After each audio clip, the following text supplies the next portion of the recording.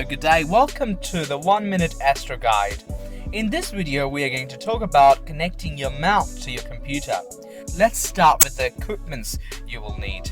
A computer, preferably with USB 3 ports, EQ mod cable, a mount. I'll be using HEQ5 Pro. Firstly, you need to download a couple of things. ASCOM, GSS server,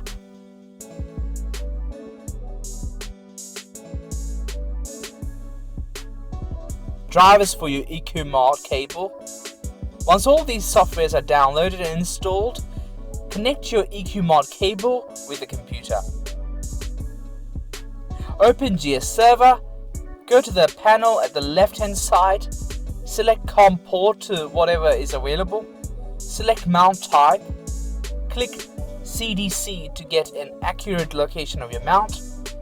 You are now connected to your mount.